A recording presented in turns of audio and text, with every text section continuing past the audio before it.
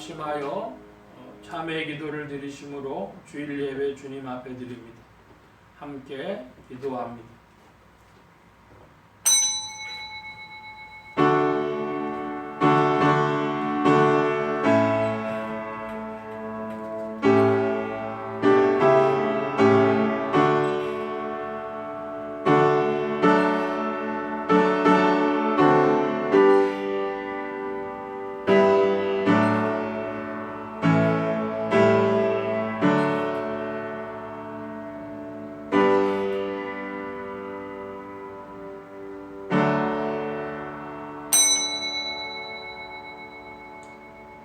새 노래로 여호와께 찬송하라. 대저 기이한 일을 행하사 그 오른손과 거룩한 팔로 자기를 위하여 구원을 베푸셨도다.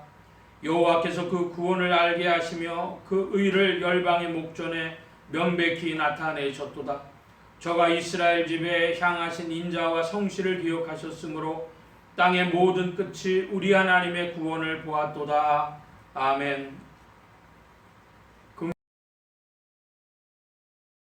다시 주님 앞에 나왔습니다. 이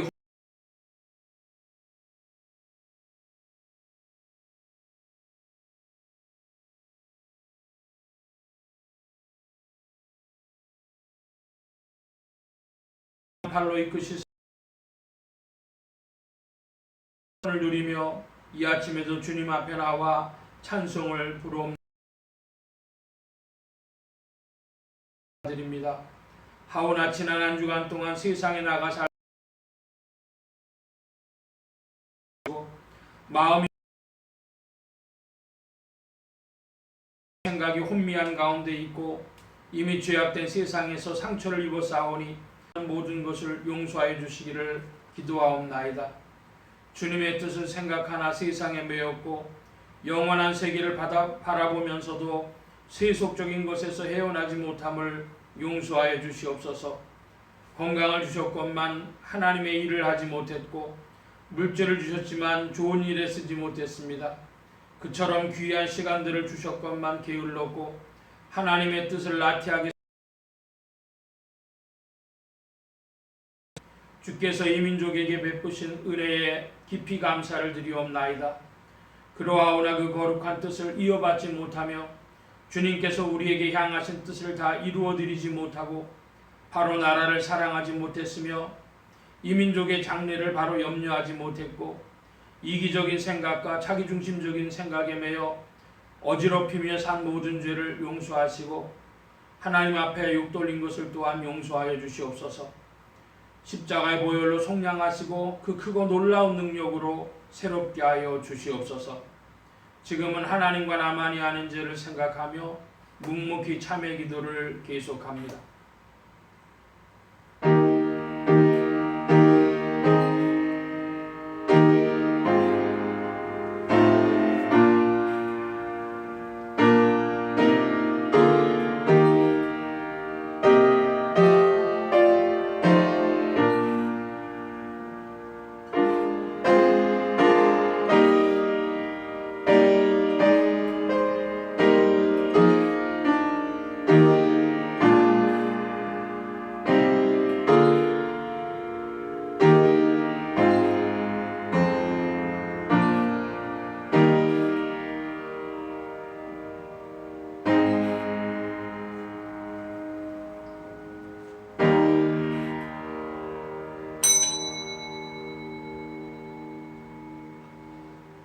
그리스도께서 우리를 위하여 저주를 받은 바 되사 율법의 저주에서 우리를 속량하셨으니 그러므로 주 예수 그리스도 안에 있는 자에게 결코 정죄함이 없느니라. 아멘. 기립하셔서 57장 찬송합니다.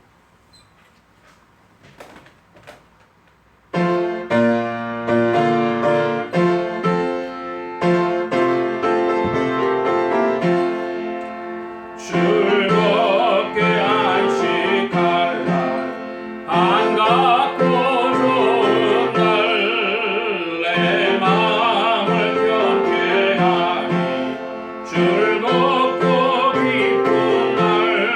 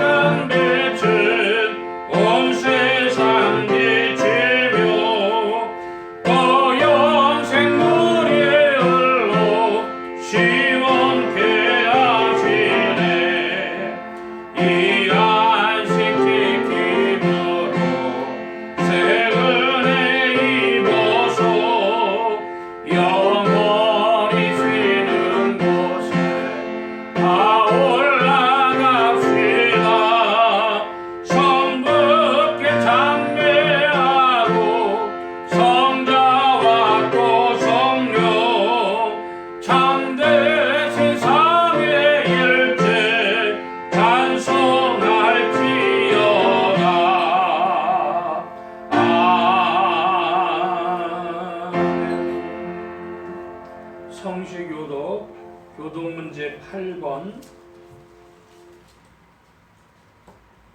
교동문제 8번입니다. 하늘이 하나님의 영광을 선포하고 같은 날은 날에게 말하고 밤은 밤에게 지식을 전하니 언어가 없고 들리는 소리도 없으나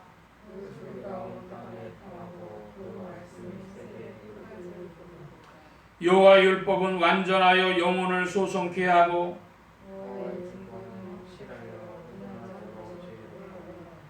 여호와의 교훈은 정직하여 마음을 기쁘게 하고 여호와를 경외하는 도는 정결하여 영원까지 이르고 금곧 많은 정금보다 더 사모할 것이며 꿀과 송이꿀보다 더 달도다. 아멘. 사도신경으로 우리의 신앙을 고백합니다. 전능하사 천지를 만드신 하나님 아버지를 내가 믿사오며 그 외아들 우리 주 예수 그리스도를 믿사오니 이는 성령으로 잉태하사 동정녀 마리아에게 나시고 본디오 빌라도에게 고난을 받으사 십자가에 못 박혀 죽으시고 장사한 지 사흘 만에 죽은 자 가운데서 다시 살아나시며 하늘에 오르사 전능하신 하나님 우편에 앉아 계시다가 저리로서 산자와 죽은 자를 심판하러 오시리라. 성령을 믿사오며 거룩한 공회와 성도가 서로 교통하는 것과 죄를 사해 주시는 것과 몸이 다시 사는 것과 영원히 사는 것을 믿사옵나이다. 아멘. 착석하시겠습니다. 40장 찬송합니다. 40장.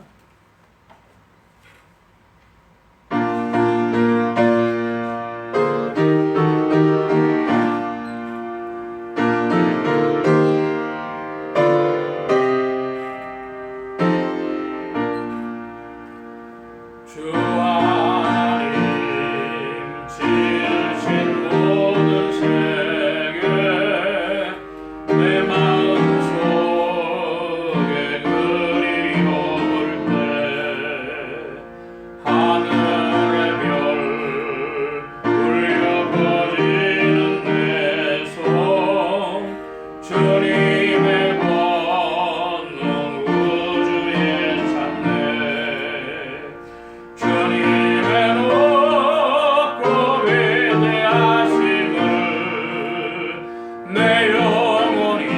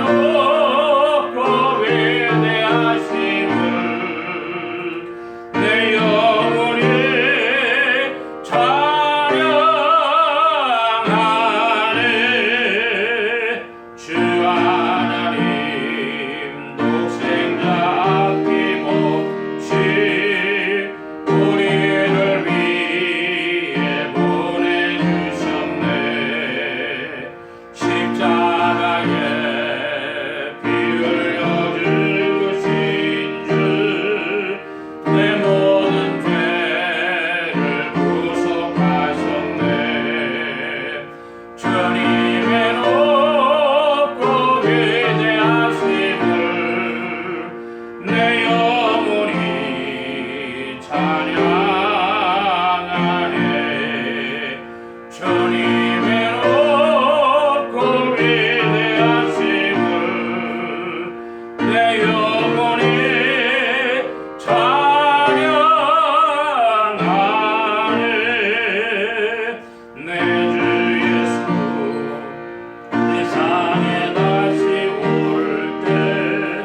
조천국으로 날인 두아리 낙엽소리 엎드려 경배하며 영원히 주를 찬양하리라. 주님의 높고 위대하심을 내 영혼이 찬양하네. 주님의 높고 위대하심을 내 영혼이 찬양하네.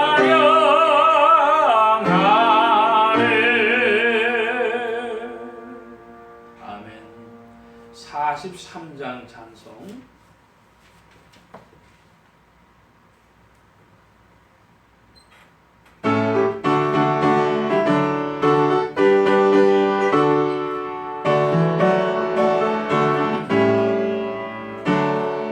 찬송으로 보답할 수 없는 큰 사랑 주님의 영광 할렐루야. 형제자매 모두 함께 모여 찬송해 주님의 영광 할렐루야. 하나님의 자녀여 크게 찬송 부르며 밝고 거룩한 길로 기쁨으로 나아가 주의 보좌 앞으로 속히 들어가겠네. 주님의 영광 할렐루야. 우리 받은 그 큰 은혜 말할 수 없네. 주님의 영광 할렐루야. 기쁜 찬송 부르면서 축하했네. 주님의 영광 할렐루야. 하나님의 자녀여 크게 찬송 부르며 밝고 거룩한 길로 기쁨으로 나아가 주의 보좌 앞으로 속히 들어가겠네. 주님의 영광 할렐루야. 장치 후에 우리 모두 주를 보겠네. 주님의 영광 할렐루야. 영광스러운 보좌 위에 거하신 주 주님의 영광 할렐루야. 하나님의 자녀여 크게 찬송 부르며 밝고 거룩한 길로 기쁨으로 나아가 주의 보좌 앞으로 속히 들어가겠네. 주님의 영광 할렐루야. 만국 백성 천국에서 소리 높여서 주님의 영광 할렐루야. 영원토록 주의 공로 찬양하겠네. 주님의 영광 할렐루야. 하나님의 자녀여 크게 찬송 부르며 밝고 거룩한 길로 기쁨으로 나아가 주의 보좌 앞으로 속히 들어가겠네. 주님의 영광 할렐루야. 아멘. 이 시간 우리 함께 합심하여 기도합니다. 주보 맨 뒤에 기도의 공동체란을 봐주시기 바랍니다. 세계 선교를 위해 기도하는 중에 중서부 아프리카 지역 나라들 콩고, 기니, 가봉, 카메룬 이런 나라들에서 수고하시는 선교사님들에게 성령님도 함께 하시고 선교문을 열어주시도록 나라의 평화와 안정과 성장이 있도록 합심하여 기도합니다. 지역 복음을 위해 기도하는 중에 서울 중북부 지역 중 중랑구, 동대문구, 상계동 지역 교회들이 복음 전하 명언들을 추수하도록 예수소망교회 이 지역을 붙여주시도록 예수소망교회 성도들의 신앙 성장과 합심기도 제목을 위해서 오늘은 셋째 주가 되어져서요 구역과 셀의 권속들 이름 기억하시는 대로 이름 부르며 기도하여 주시기 바랍니다.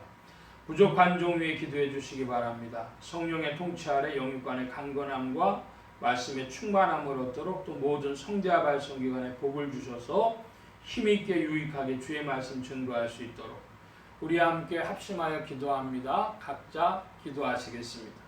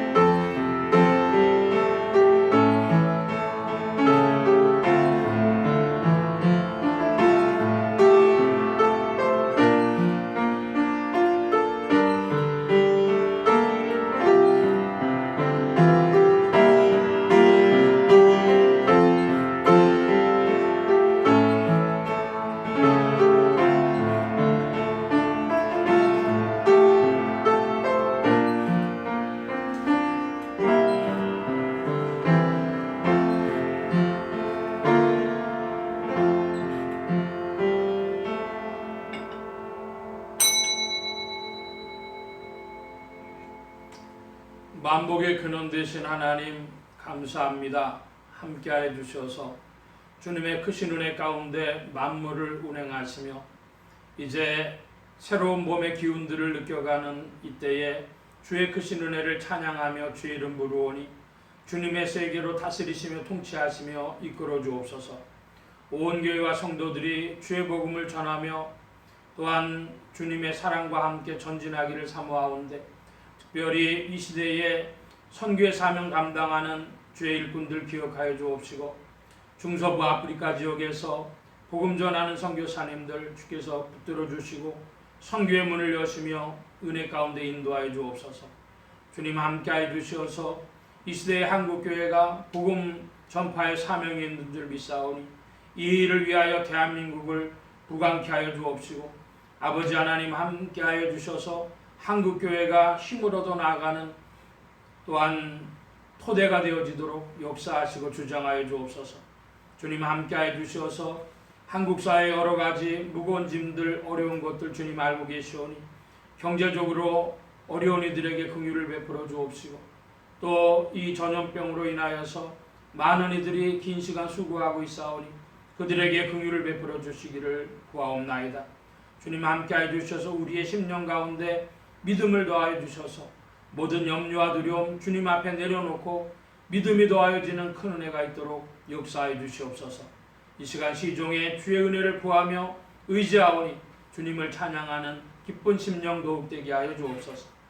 감사하며 의지하올 때 예수 그리스도의 이름으로 기도하옵나이다. 아멘.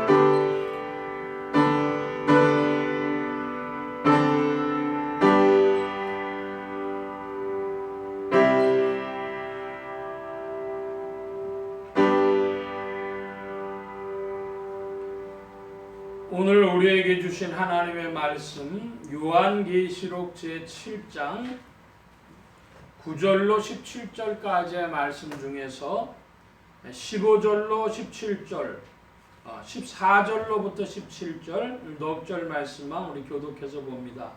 14절입니다. 내가 가로되 내 주여 당신이 알리이다 하니 그가 나더러 이르되 이는 큰 환난에서 나오는 자들인데 어린 양의 피에 그 옷을 씻어 희게 하였느니라.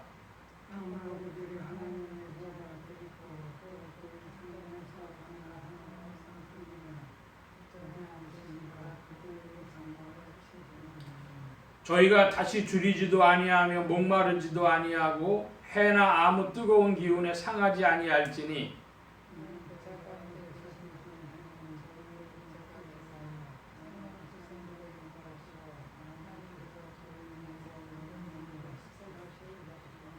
아멘. 찬송합니다. 336장 336장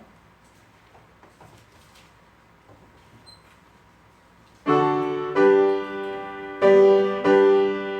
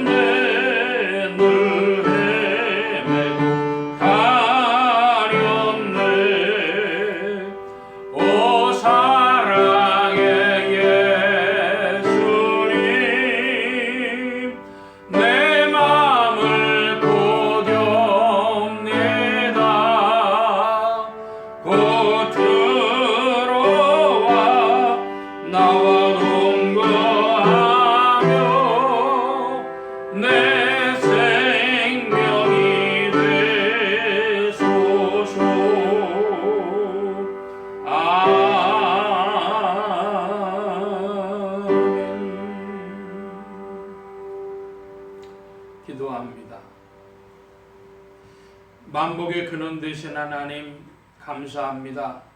함께해 주셔서 이 시간 하늘문 활짝 여시며 심령의 문들 또한 활짝 열어주옵소서. 열린 문을 따라 주의 말씀이 심령들 중에 찾아가 영혼을 밝히는 빛이요 인생에 나아갈 바른 종로요 영의 참된 양식이 되게 하여 주옵소서. 부족한 중 십자가 뒤로 감춰주시며 주의 은혜 가운데 붙들어 주옵소서. 의지하올 때에 예수 그리스도의 이름으로 기도하옵나이다. 아멘.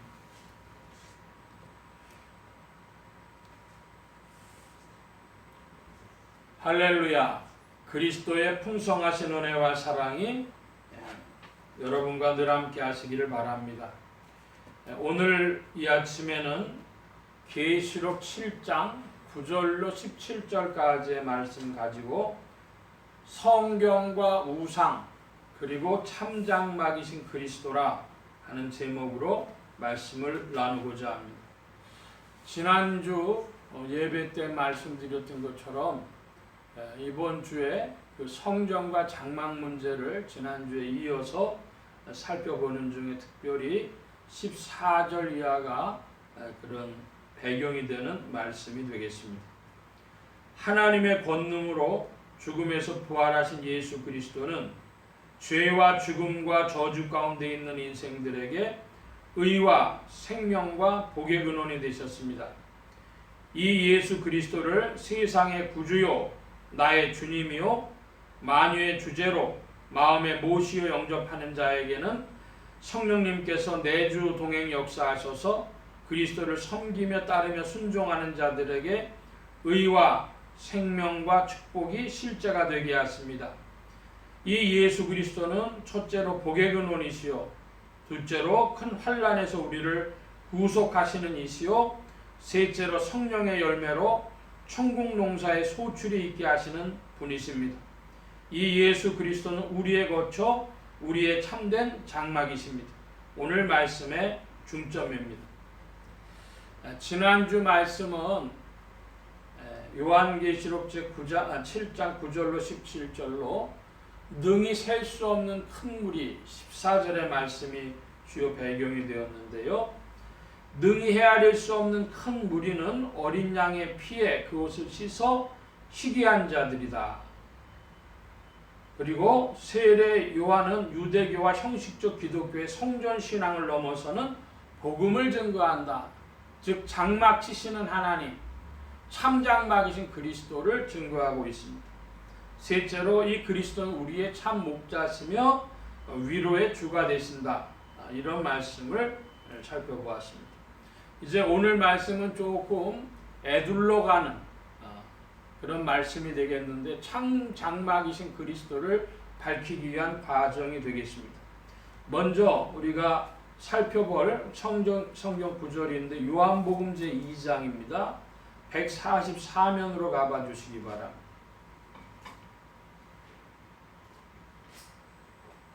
요한복음 제2장 144면 혹은 145면에 19절로 21절까지의 말씀 같이 한번 봅니다. 요한복음 제2장 19절로 21절.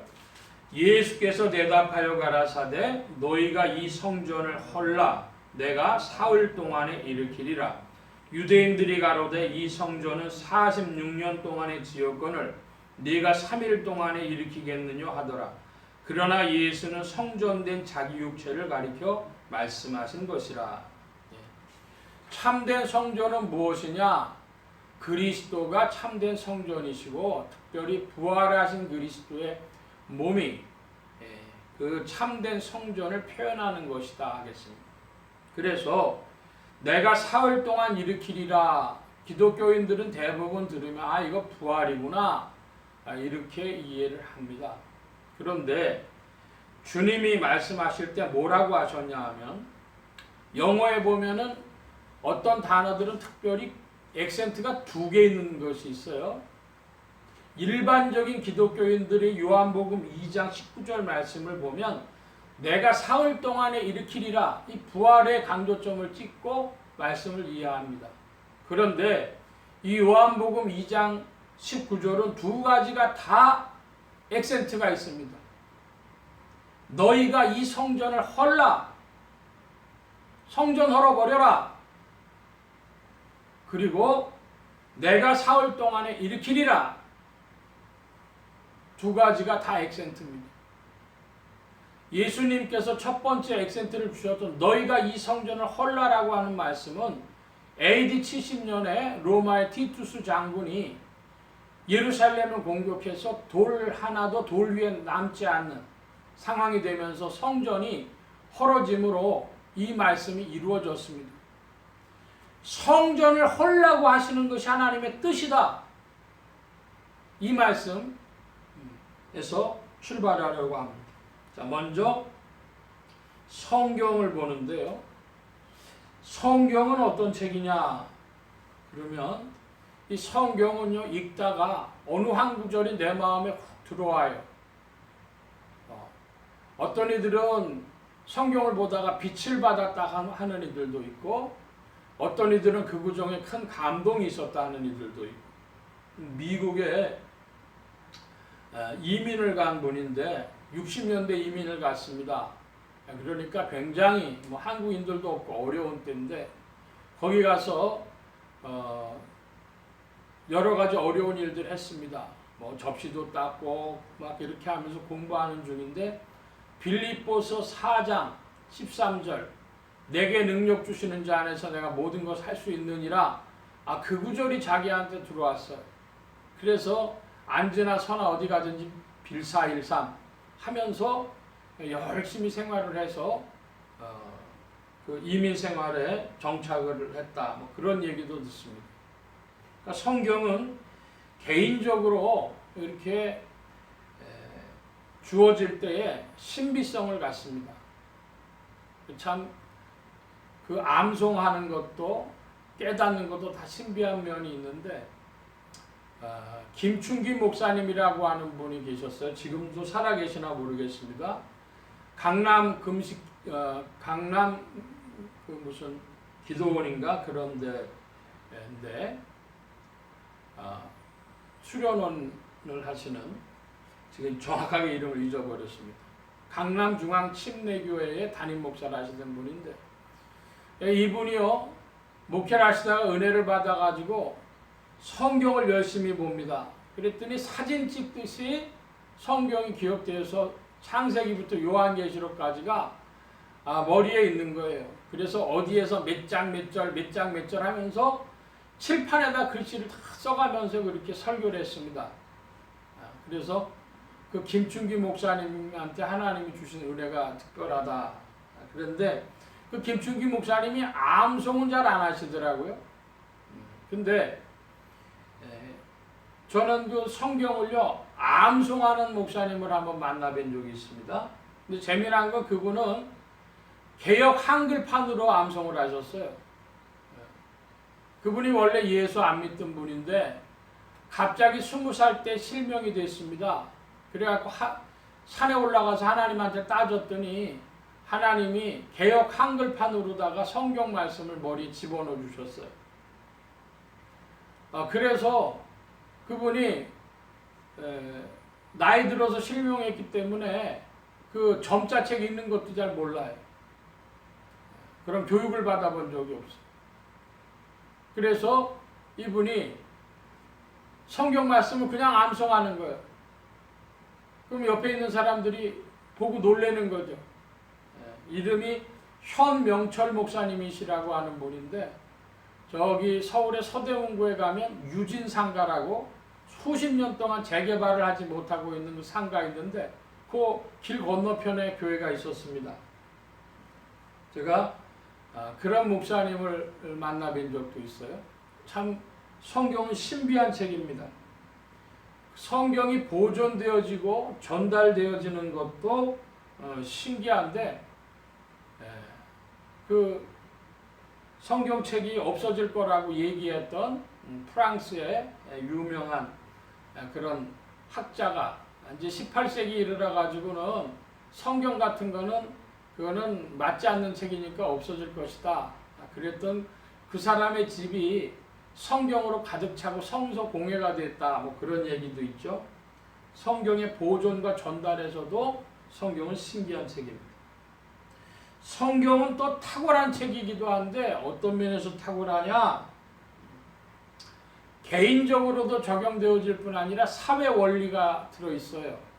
그래서 거기에 무슨 손해배상의 문제, 명예를 지키는 문제, 또 금융생활, 이자 문제, 뭐 이런 것까지 다, 토지거래 이런 것까지 다 성경이 기록하고 있어서 사회 원리, 더 나가보면 국가 원리도 되어지고요.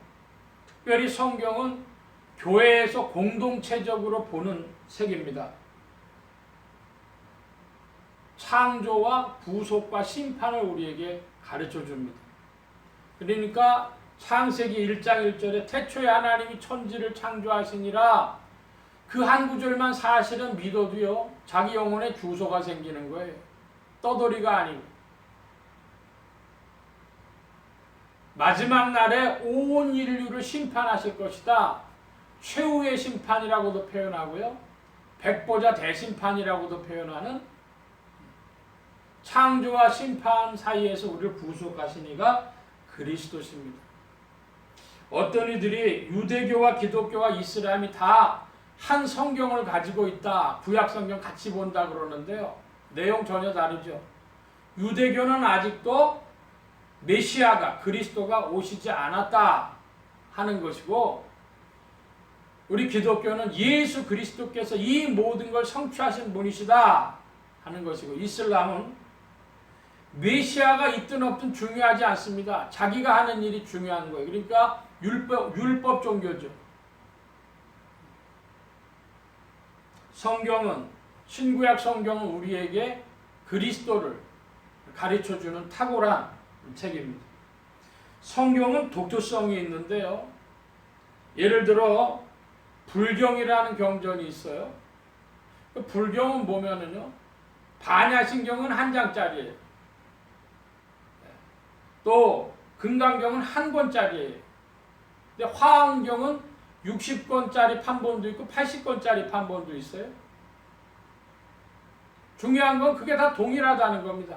한 장짜리만 열심히 해도 도를 통한다. 반야신경만 열심히 해도 도를 통한다는 거예요.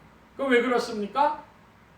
주제가 좀 명확해요. 요즘 말로 얘기를 하면 철학에서는 인식론이고 또 심리학적인 그런 주제를 가지고 있습니다. 그러니까 그걸 붙들고 명상을 한다든지 그러면 참 유익이 있다 이겁니다.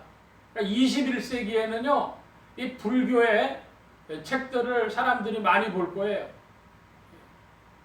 심리학하는 사람들, 무슨 철학하는 사람들, 불교 연구 많이 할 겁니다. 그 사서 삼경에 하나 들어가는 주역이란 책이 있는데요. 그 주역이 참 재밌는 책이에요. 진시황이 유교의 책들을 다 불태우게 했는데 주역은 불태우지 않았습니다. 그 불태우지 않은 이유가 뭐냐면 점 보는 책이라고 그 진시황을 설득해가지고 그래서 불태우지 않았다는 거예요.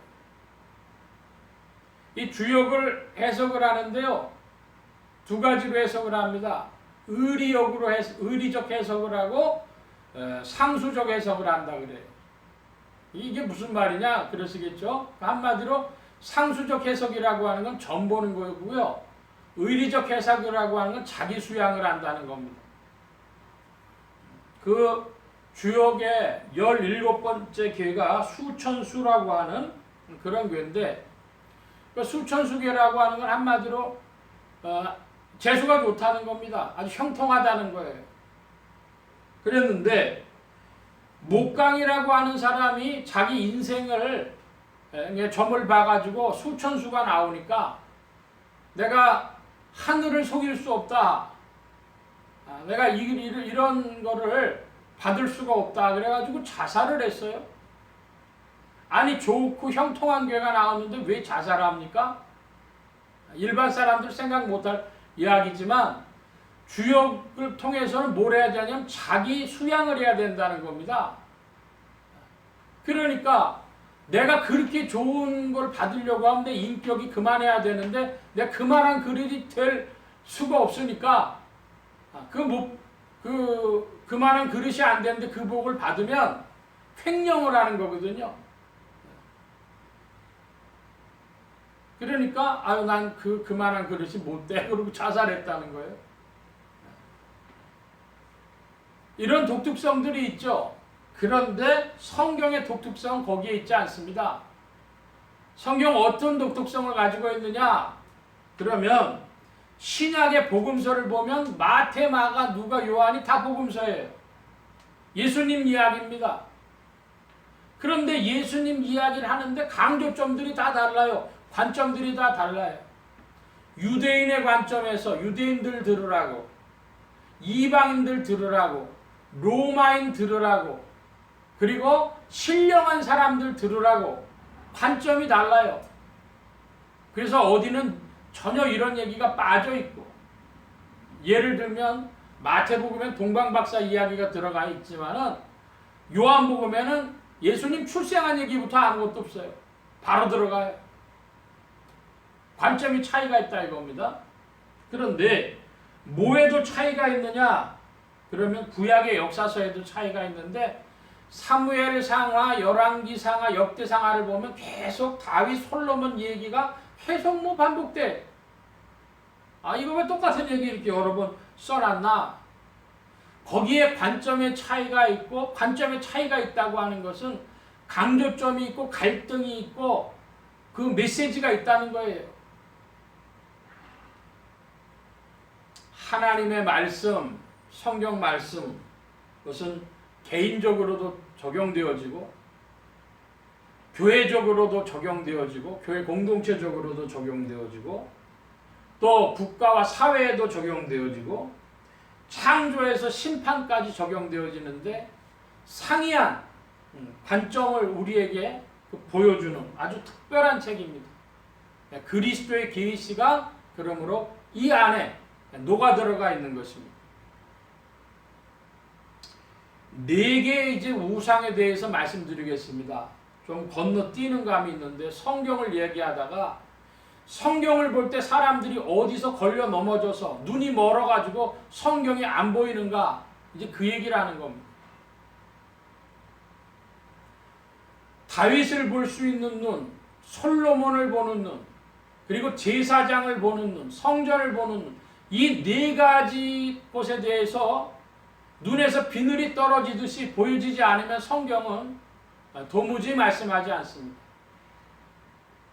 저 자신도 성경 한 100독 하면은 될 줄 알고 부지런히 보던 때가 있었습니다.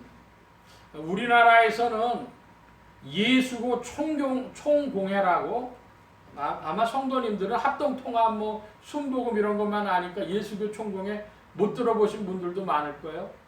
예수교 총공회는요, 목회자가 되려면 성경 100독을 해야 목사고시 시험 볼 이제 지원서를 낼 수가 있습니다. 그러니까 자기 양심에 맡기는 거죠. 그래서 서울대학교 공과대학 나온 분인데 이분이 신학을 배우고 100독을 못하니까 기도원에 들어가서 2년 동안 있으면서 성경 100독을 했어요. 그래서 제가 합신 측에 있을 때 어떤 목사님 동서였는데 아랫동서였는데 아니 목사님 성경 100독 한다고 저 기도원 들어가서 2년씩이나 있어 아무도 알아주지 않는데 나 아랫동서지만 존경해 그런 얘기를 들은 적이 있습니다. 근데 그렇게 성경을 100번을 보고 혹은 그 이상을 봐도 이 문제 우상 문제가 해결되지 않으면 성경이 말씀하지 않아요. 자 뭐냐 다윗인데요. 다윗은 어떤 사람입니까? 다윗은 내 마음에 합한 자라 그랬습니다. 주님이 내 마음에 합한 자라. 여러분 내 마음에 합한 자라고 하는 게 무슨 뜻일까요? 왜 다윗이 하나님 마음에 합한 자였을까요? 제가 오늘 말씀을 위해서는 성경 구절도 많이 적어드렸는데 그러니까 오늘 설교계에는 한 장이 아니라 2장입니다. 자, 시편 27편 성경 구절 보면 시편 27편 10절에 뭐라고 되어 있냐면 내 부모는 나를 버렸으나 여호와는 나를 영접하시리이다. 다윗의 체험이에요. 내 부모는 나를 버렸으나 왜 그렇습니까? 막내 아들인데 아버지가 큰아들이라 큰아들하고 본딩이 돼가지고 막내 아들은 우습게 하는 거예요. 자꾸 넌 나가가지고 저 양쳐라. 그러면서 부모가 자기를 그렇게 대했다는 거예요.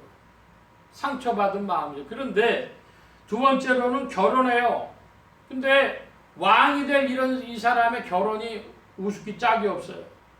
뭐냐 그러면 자기가 사울의 사위가 됐다가 또 그 마누라도 뺏기고 그 다음에 결혼하는데 여기 사무엘상 27장 3절에 보니까 나발의 아내 되었던 갈멜 여자 아비가일 남의 마누라 됐던 사람 그 나발이 죽자 그 사람을 이제 자기 부인으로 얻은 거예요. 그러니까 이 왕으로서 폼나는 공주랑 결혼하고 막 이래야 되는데요. 폼이 안 나요. 그 다음에 자식 문제입니다. 자식인데 아들, 딸이 있었는데 암논이라고 하는 왕자가 다말이라고 하는 그 공주를 완력으로 범해가지고 그걸 화가 난 이복 형제가 암논을 죽여요. 그리고 압살롬은 도망칩니다. 그 압살롬이 돌아와서 또 얼마 있다가 반역을 일으키는데 사무엘하 16장 22절에 이에 사람들이 압살롬을 위하여 지붕에 장막을 치니 압살롬이 온 이스라엘 무리의 눈앞에서 그 부친의 후궁들로 더불어 동침하니라. 이게 압살롬이 권력을 빼앗아 오기 위해 가지고 내가 권력자다 이걸 보여주기 위해서 이런 짓을까지 다 한 거죠. 그랬더니 이제 사무엘 48장에 보면은 이 압살롬이 요압에 의해서 죽임을 당합니다. 그때에 왕의 마음이 심히 아파 문으로 올라가서 우니라. 저가 올라갈 때 말하기를 내 아들 압살롬, 내 아들 압살롬아, 내가 너를 대신하여 죽었다면 압살롬 내 아들아 하였더라. 한마디로 부모, 마누라, 자식한테 이르기까지 속이 썩은 인간이, 속 아주 썩을 대로 썩은 인간이 다윗이었습니다. 또 하나, 다윗은요 하나님 앞에 죄악도 많이 범했어요. 여기 보니까 사무엘하 11장 14절 15절에 보면은 이제 그 우리아라고 하는 사람의 마누라, 남의 마누라죠. 남의 마누라 밧세바와 동침을 해. 그러니까 간통죄를 줬어요. 근데 그 사실을 감추려고 하다가 안 되니까 요압을 통해 가지고 우리아를 죽게 만듭니다. 그러니까 이거는 살인 교사죄를 범한 거예요. 근데 살인 교사죄보다도 더 극악한 죄악이 있어요. 이게 뭐냐?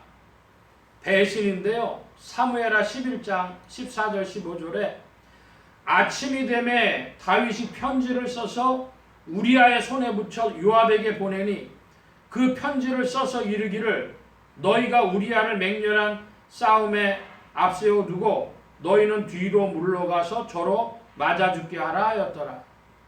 누구의 손에 붙였대요? 우리아의 손에 그 편지를 들려보낸 거예요. 우리아는 다윗에게 아주 충성을 바쳤죠. 목숨을 걸고 충성 바친 장군인데 그 사람 손에다가 죽이라는 것을, 요압을 통해 죽게 하는 그 편지를 우리아의 손에 들려보내요. 인간이 범하는 죄 중에요, 배신이라고 하는 것이요 참으로 참혹한 겁니다. 제가 주중에 네이버 밴드에다가도 썼는데요, 배신의 주체가 되지 말고 배신의 대상도 되지 않는 그런 축복이 여러분과 함께 하길 바란다. 배신이라는 것이 인생의 근처에 얼씬도 않는 축복이 있길 바란다. 제가 썼는데, 여러분, 배신이야말로 인간의 영혼에 아주 모골이 송연한 그런 아주 참혹한 것입니다. 죄악 중에 죄악입니다. 이 동양 사상으로 보면요, 배신을 뭐라고 하냐 그러면요, 무간지옥에 빠진대요. 무간지옥이 뭡니까? 우리로 치면 무적행 같은 거, 이 성경에 보면 무적행에 비할 수 있는데요, 바닥이 없는 나락으로 끝없이 떨어진다는 거예요. 무간지옥이라고 할 정도로 배신은 그와 같습니다. 깡패 영화를 보면은 배신 얘기가 많이 나오잖아요. 그러니까 그거 지옥을 사는 거예요. 자, 다윗이 어떤 사람이냐? 속이 썩어 문드러진 사람이고 죄악 가운데 있는 사람이었지만 하나님과 마음이 합한 건 다윗에게 뭐가 있었어요? 시편에 보니까 그러므로 시편의 대다수는 뭡니까? 참회 시예요. 참회. 내가 심상이 젖도록 눈물을 흘리며 참회합니다 하는 거죠. 하나님 그거 하나 보시는 거예요. 다윗에게 용기와 함께 골리앗을 물리쳤던 용기와 함께 그 참회의 심령을 하나님이 보시는 겁니다. 그런데 다윗이 참 큰 죄를 졌어요. 지금까지 진 무슨 간통죄, 살인 교사죄, 배신, 그거보다도 더 큰 이제 죄에 노출이 되어졌는데, 그건 뭐냐 하면 여호와의 궤에 관한 것입니다. 성전 문제로 이제 들어가는 거예요. 여러분, 베레스 우사라고 하는 단어를 아십니까? 베레스 우사, 사무엘하 6장에 나오는 말씀인데요. 그 베레스 우사는 우사를 하나님이 충돌하셔가지고 그래서 우사가 죽게 되는 겁니다. 내용인즉슨 뭐냐면 여호와의 궤가 있는데 그 여호와의 궤가 2마리 소가 끄는 수레에 싣고 그걸 이제 가져 나오려고 했어요. 그랬더니 그 소가 날뜁니다. 날뛰니까 어떻게 되냐, 법궤가 뒤집어질 것 같아요. 그러니까 우사가 그거를 그 법궤 뚜껑이 열리지 않도록 잡았죠. 그랬더니 우사가 죽은 겁니다. 사람들은 여기서 무슨 교훈을 얻냐 그러면요, 하나님의 일을 할 때 하나님의 법을 맞게 해야 된다. 우사가 그 자기가 잡을 수 없는 걸 잡았다, 이렇게 사람들은 해석을 합니다. 보통의 해석인데, 그 여호수아 3장 3절에 보면 이런 표현이 있어요. 백성에게 명하여 가로되 너희는 레위 사람 제사장들이 너희 하나님 여호와의 언약궤 매는 것을 보거든 너희 곳을 떠나 그 뒤를 좇으라. 그러니까 하나님의 언약궤 누가 매는 거예요? 레위 사람 제사장들이 어깨에 매면서 움직이는 겁니다. 그런데 왜 이 법궤를 수레에 싣고 옮기려고 했을까요? 자, 이제부터 흔히 말하는 한 걸음 더 들어가 보는 겁니다. 저는 이 법궤 옮기는 일을 제사장들이 동의하지 않았다고 보는 것입니다. 법궤 옮기는 일에 제사장이 와서 해줘야 되는데 안 해줘요. 그러니까 야, 수레 싣고 옮겨. 그러다가 벌어진 일인데 핵심은 이거죠. 왜 수레가 날뛰었냐? 왜 소가 날뛰었냐? 하나님이 그걸 막으셨다는 거예요. 그러니까 우사가 안 죽으려면 어떻게 했었냐면 가만히 있었어야 돼요. 법궤가 다 뒤집어지도록. 다윗에게 하나님 말씀하시는 거예요. 너는 법궤 가져가면 안 돼. 그걸 왜 네가 가져가려고 그래? 다윗은 자기의 장막으로 법궤를 가져가려고 했습니다.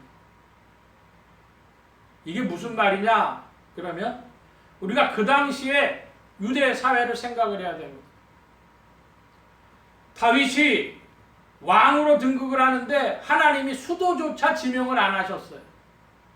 자, 고려시대에는 평양이냐 개성이냐 뭐 이랬잖아요.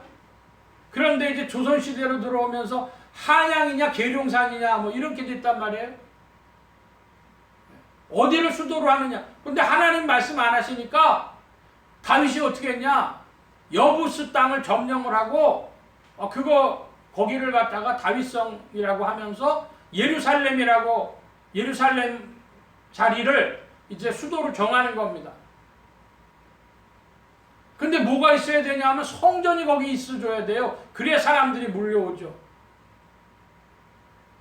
근데 하나님이 성막만 명령하시고 성전 말씀을 안 하시는 거예요. 법궤를 가져옵니다. 법궤 가져온 다음에 뭐를 만들어야 되겠어요? 법궤를 둘 곳을 만들어야 되겠죠. 성전을 만들어야 되겠죠. 그 일로 지금 들어가고 있는 겁니다. 그러면 여러분, 성전을 지으려고 한다면은 뭐가 필요해요? 요즘도 어떤 건물을 지으려면 부동산 필요하죠. 땅이, 토지가 필요한 겁니다. 성전 지은 토지는 원래 누구 거였어요? 사무엘하 24장에 보니까 여부스 족속 아라우나의 타작마당이라고 되어 있습니다. 역대상 21장에는 오르난의 타작마당이라고 되어 있습니다. 학자들은 두 가지 얘기하는데요. 이거 모음 끼워 붙이는 것 따라서 달라지는 거다 이렇게 얘기를 하기도 하고요. 그러니까 오르난에서 위에 이음, 리을, 니은 이게 아라우나 같아진다는 거예요. 그런데 다른 학자들의 이야기는 이것을, 이 토지 구입이 잘못됐다는 것을 드러내기 위한 하나님의 뜻이었다는 겁니다. 왜 아라우나, 오르난 이게 이름이 다르냐? 이거 원래 하나님 성전 부지가 아닌데 이거 돈 주고 여부수 족사각에서 딴 땅이라는 거예요. 산 땅이라는 거예요. 그거를 드러내시기 위해서 하나님이 이렇게 단언해 놓으셨다는 거예요. 그 다음에는 무슨 문제가 있습니까? 이제 솔로몬 문제가 있는데요. 지금 다윗 얘기 본 겁니다. 두 번째로 솔로몬인데요. 솔로몬은 어떤 자냐? 그러면 사람들 생각하기에는 지혜와 부귀를 많이 얻었던 자요. 이렇게 생각을 합니다. 그 지혜와 부귀를 많이 얻었던 자인데 이 솔로몬은 구원 문제 자체가 불확실해요. 왜 구원 문제가 불확실하냐? 성경 구절 9번에 보면 솔로몬의 구원 문제 나오는데요.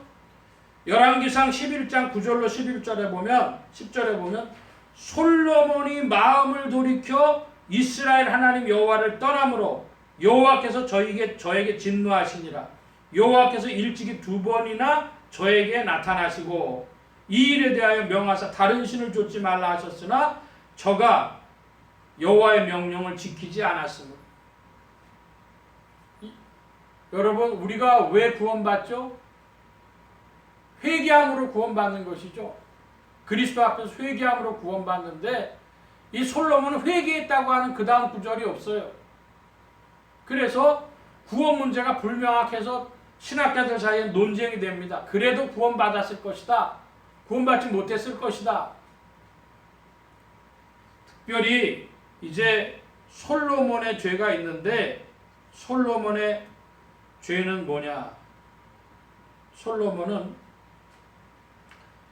사독과 아비아달이라고 하는 이제 문제로 가게 되는데 제사장이요. 제사장은 대제사장을 얘기하는 겁니다. 여기서 대제사장은 평생 이제 대제사장 노릇을 하다가 죽으면 그 자식이 대제사장 직분을 넘겨받아서 1년 1차씩 지성소에 들어가는 일을 하며 평생에 그 일을 하다가 그걸 그 다음 대로 넘기는 거죠. 그게 하나님 정하신 법이었는데 아니 제사장, 대제사장이 2사람이 돼버려요. 성경 구절 6번 나눠드린 거에 보면 뭐라고 되어 있습니까? 사무엘하 20장에 스와는 서기관이 되고 사독과 아비아달은 대제사장이 되고 이거는 다윗 때 얘기예요. 다윗은 대제사장 둘을 세워버린 거예요. 이거 다윗의 큰 죄입니다. 그 다음 열왕기상 2장에는요. 왕이 이에 여호야다의 아들 분하야로 요압을 대신하여 군대 장관을 삼고 또 제사장 사독으로 아비아달을 대신하게 아니라 아비아달을 쫓아보내는 거예요. 원래 하나님이 세우신 순서대로 내려온 제사장은 아비아달입니다. 그런데 둘을 세웠다가 솔로몬 때는 아비아달을 쫓아보내는 거예요. 그래서 문제는 이 사독으로 말미암아 들어선 이 제사장 계열이 언제까지 어디까지 내려오냐? 예수님 당시에 이르러서 사두개인이 된 겁니다. 예수님 반대하는 사두개인 그 뿌리가 바로 여기가 되는 겁니다. 이제 성전 건축을 하는데요. 솔로몬이 성전 건축을 하는데 2가지 큰 문제가 있어요. 하나는 그 건축한 재료와 기술이 어디서 왔느냐? 두로왕 히람에게서 왔습니다. 페니키아 문명. 이방 신 섬기는 곳에서 건축 자재와 기술이 왔습니다. 또 하나 있죠. 20년 동안 솔로몬이 건축을 했는데 성전 건축은 7년만 하고 자기 왕궁 건축은 13년 동안 했어요. 그러니까 성전의 토지, 여부수 족속 아라우나에게 값주고 산 땅에다가 하나님 명령하신 것이 아닌 그 땅에다가 두로왕이 준 건축 자재를 가지고 성전을 건축하고 그것도 왕궁보다 절반 정도 기간밖에 안 들여서 설렁설렁 진 거예요. 자, 근데 문제는 그 성전이 건축한 후에 이스라엘이 어떻게 됐습니까? 솔로몬이 성전 건축한 후에 어떻게 됐냐는 거예요.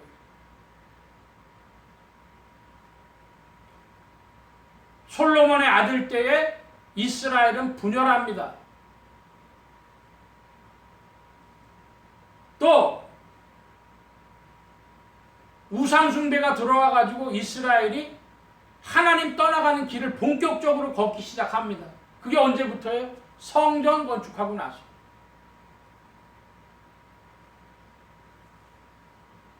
그러니까 한마디로 그 성전 건축에 또 보다 근본적인 모순이 있는데요. 뭐냐면 법궤는 어깨에 메고, 채로 꿰어서 어깨에 메고 움직이게 되는 건데, 성전에 그 법궤를 집어넣으면 어떻게 돼요? 이동성이 부인되는 거예요. 그 법궤에 채로 꿰어갖고 어깨로 메고 나르는 그 이동성의 본질이 부인돼 버리는 거라고, 성전이 생기면은요. 그러니까 한마디로 성전을 헐어라. 이게 예수님이 요한복음에서 해준 말씀은 그냥 부활을 얘기하기 위해서 하신 것이 아니라 성전이 헐어지어야만 그리스도가 밝히 드러나기 시작하는 겁니다. 이스라엘 백성들이, 유대인들이 성전을 주장하는 한 그 신앙 가지고는 그리스도 앞으로 나올 수 없다는 말씀입니다. 장막이라고 하는 것을 보는데요. 장막, 창세기 25장으로 가보겠습니다. 구약에 35면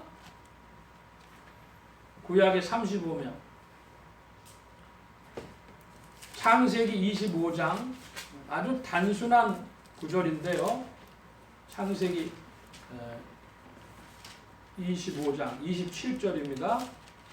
여러분 찾으셨으면 25장 27절 한번 읽어주시겠습니까? 27절 시작.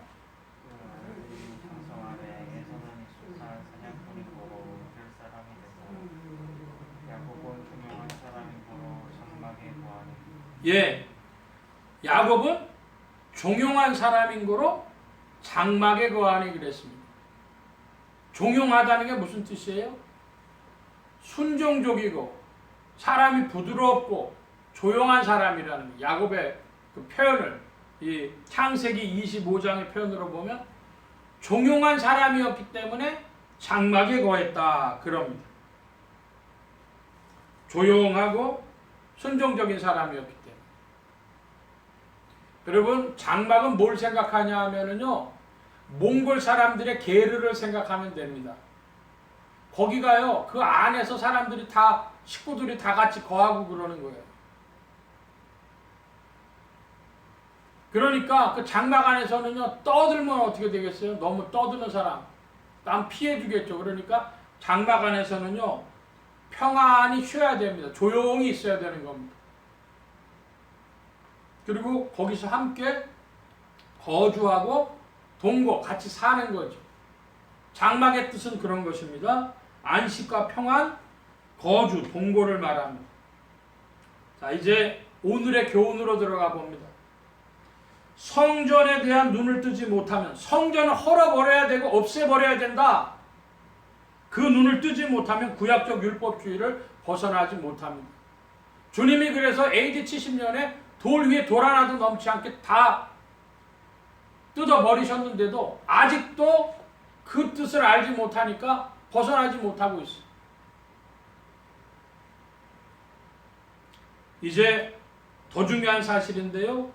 오늘날 한국교회를 위협하는 신천지 같은 외부 세력뿐 아니라 7년 대환란, 휴거, BTJ, 제3성전, 천년왕국을 찾는 수많은 내부 세력도 한국교회를 위협하는 것입니다.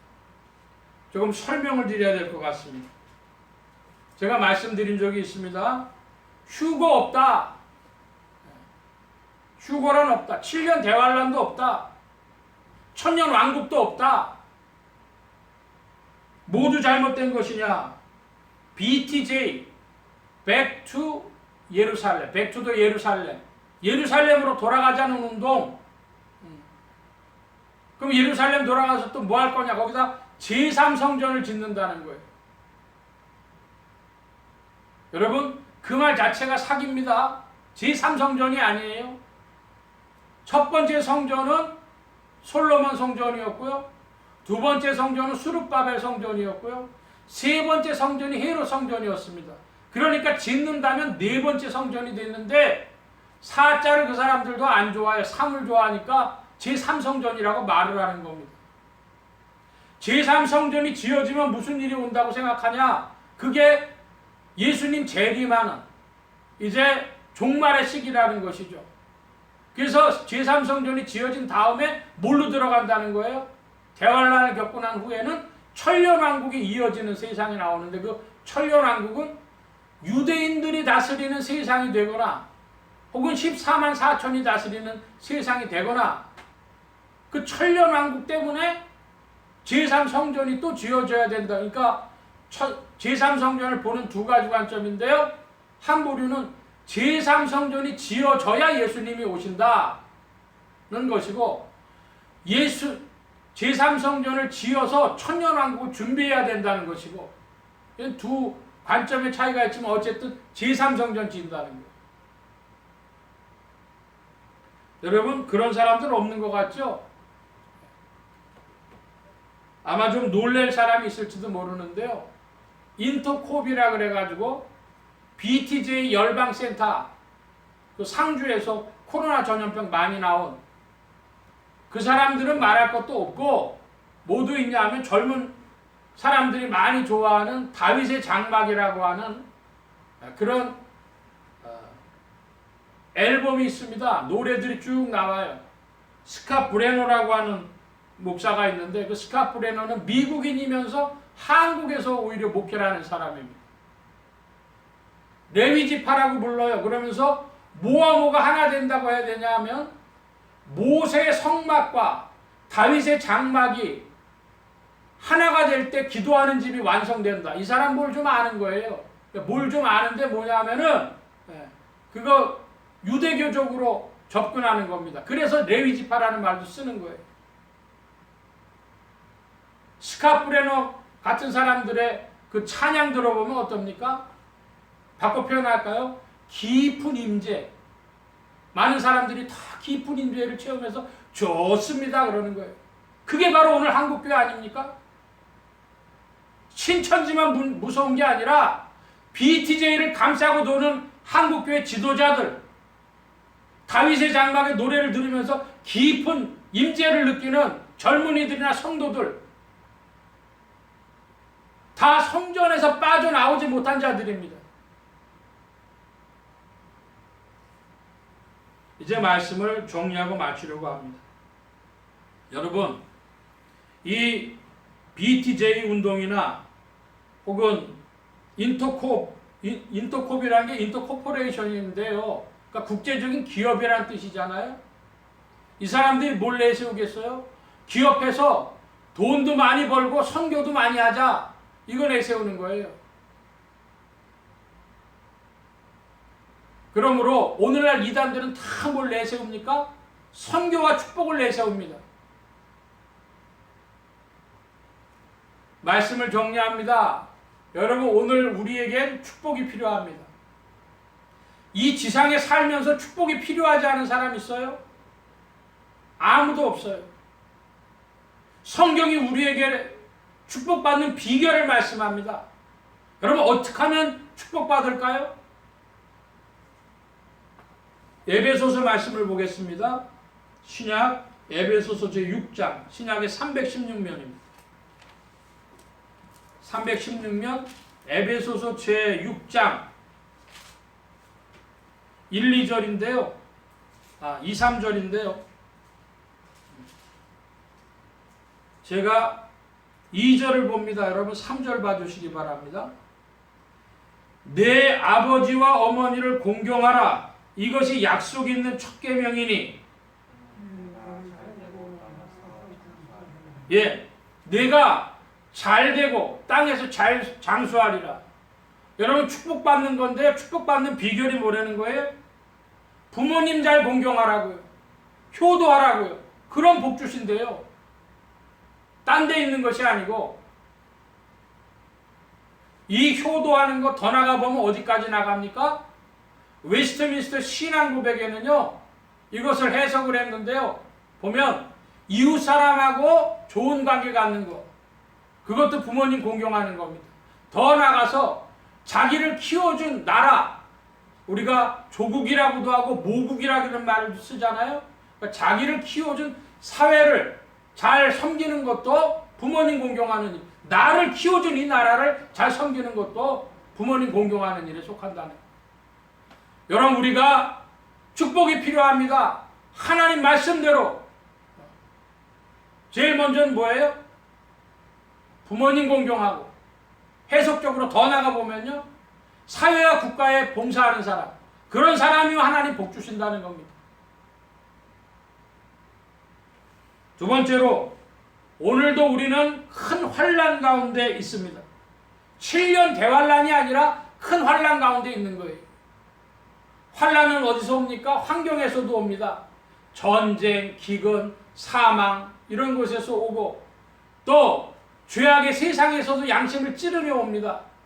또 우리의 심령에서도 옵니다.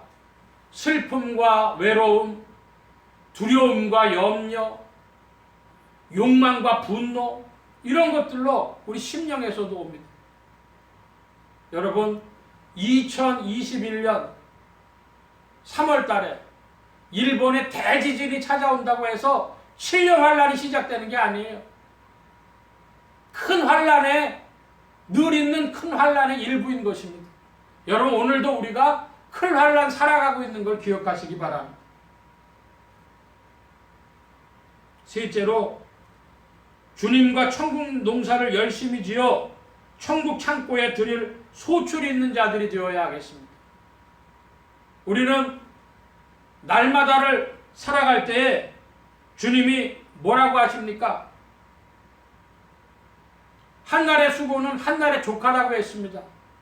그러므로 종말론이라는 거 어떻게 보면 주님의 말씀을 위배하는 것하고도 같아요. 걱정하고 근심할 일이 아닙니다. 한날의 수고는 한날의 족하고 주님 안에서 농사 부지런히 져야 되겠습니다. 어떤 농사입니까? 성령의 열매인데요. 성령의 열매가 뭡니까?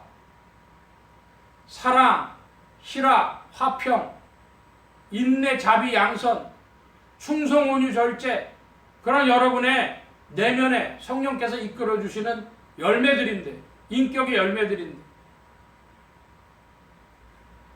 참장막 되시는 그리스도 안에서 성령님께 순종하여 조용히 생명의 성장을 이루며 사랑의 깊은 연합으로 주님의 장막에 거하는 성도님들이 되시기를 축원합니다. 이것으로서 우리가 최후의 심판에 마지막 하나님의 심판 때 섰을 때 주님 앞에 내놓을 것이 있는 자들이 되어지는 것이죠. 다시 한번 정리합니다. 우리 모두에게는 축복이 필요한데 에베소서 6장의 말씀대로입니다. 부모님 공경하면 사회와 국가에 봉사하면 하나님이 복 주십니다. 둘째로 우리는 늘 환난 가운데 있습니다. 7년 대환란의 시작이 아닙니다. 늘 우리는 환난 가운데 있는 것입니다.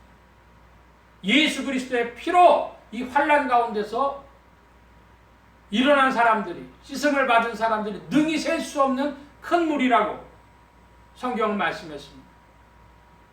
셋째로 참장막 되시는 그리스도 안에서 천국 농사 부지런히 짓는 자들이 되길 바랍니다. 성전 신앙에 매여 있지 않는 사람들. 그래서 이제는 주님의 말씀대로 부활하신 그리스도 그의 성령과 함께 깊은 장막 안에서 깊은 연합으로 주님을 높이는 여러분들 되시기 바랍니다. 성전의 우상에서 빠져나올 때 구약의 율법주의가 우리에게서 떠나갈 줄로 믿습니다. 여러 해 동안 주 떠나 세상 연락을 즐기고 저 쓸쓸한 사막 가운데 늘 헤매고 다녔네. 오 사랑의 예수님, 내 맘을 고려옵니다. 곧 들어와 나와 동거하며 내 생명이 되소서.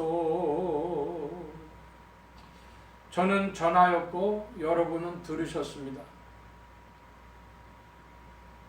말씀 가운데 그리스도의 빛을 받아 참 장막 되신 그리스도 안에 동거하며 연합하는 여러분들 되시기를 축복합니다. 기도합니다. 만복의 근원 되신 하나님 함께하여 주셔서 오늘도 주님의 크신 은혜와 사랑 가운데 우리의 마음 눈을 밝혀주시고 그리스도의 빛을 비춰주셔서 구약의 율법주의에 매여있지 않는 신앙, 성전에 매여있지 않는 신앙, 장막 되신 그리스도를 높이는 주님과 더불어 깊은 연합과 교제와 동거함에 들어가는 성도들이 되어지도록 이끄시고 인도하여 주옵소서. 장막 되신 그리스도를 늘 찬양하며 주님 앞으로 더욱 나아가며 함께하기를 사모하고 감사하며 의지하올 때 예수 그리스도의 이름으로 기도하옵나이다. 아멘. 찬송합니다. 340장 찬송하며 봉헌합니다.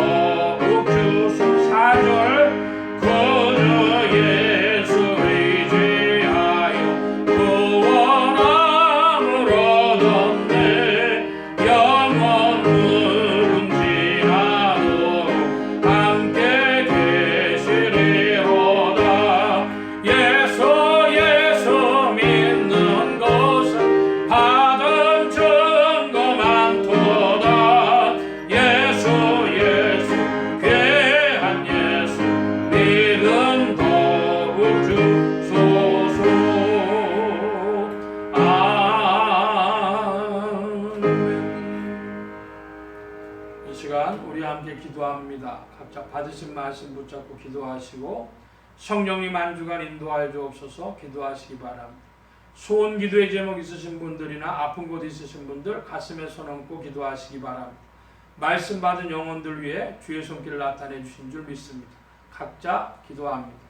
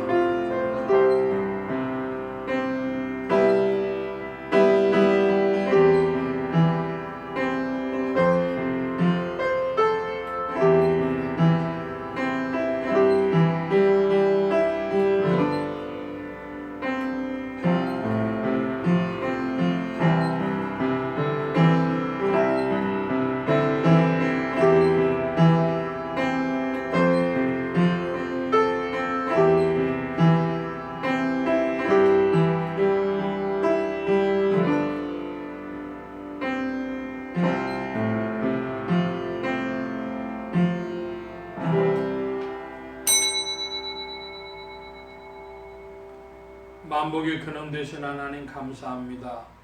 오늘도 사랑하심을 입은 무리들 불러 모아주시고 겸손히 주님을 찬양하며 의지하게 하시고 주의 것 구별하여 예물 바치는 손길로 나오사오니 여호와 이레 하나님 생애에 필요한 모든 것들 친히 예비하시며 공급하여 주옵시고 이 예물이 쓰여지는 곳마다 하나님의 의가 선포되어지며 하나님의 나라가 확장되게 하여 주옵소서.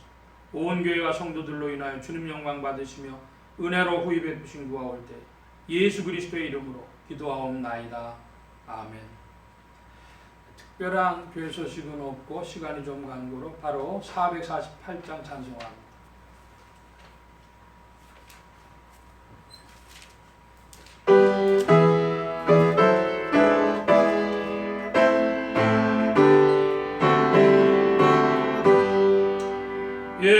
세상 끝날까지 주 봉사하리니 내 친구 되신 주여 늘 함께 하소서. 전하와 함께 하면 전쟁도 무겁고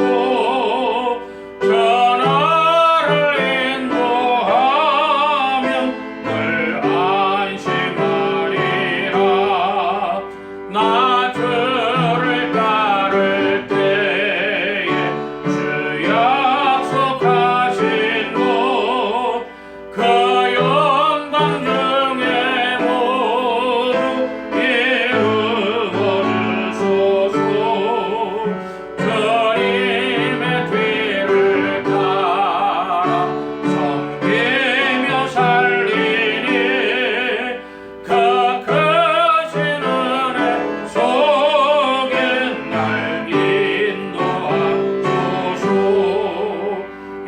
세상은 가시어 내 마음을 흔들고 저악한 원수들이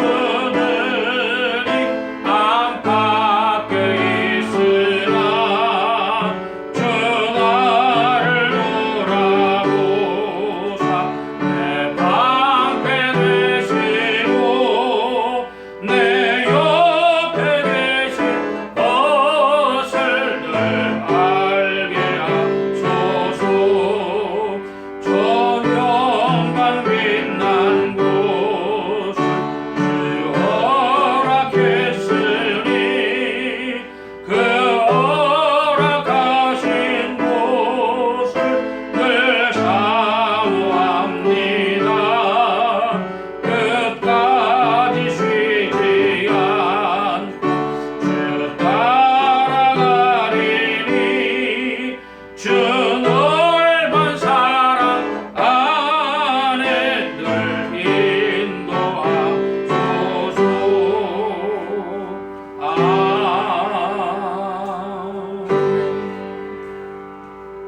이제는 우리 주 예수 그리스도의 무한하신 은혜와 하나님 아버지의 극진하신 사랑하심과 성령님의 내주 교통 역사 충만케 하심이 오직 그리스도 안에서 주님을 더욱 깊이 알며 참장막 가운데 안식을 누리며 주와 함께 전진하여 나아가며 천국의 열매들을 소출을 많이 얻기를 간절히 사모하는 이 자리에 모인 모든 무리들 머리 위에 이들의 가정과 직장과 생업과 학업과 모든 출입과 만남과 건강 위에 이 자리부터 늘 함께 계실지어다.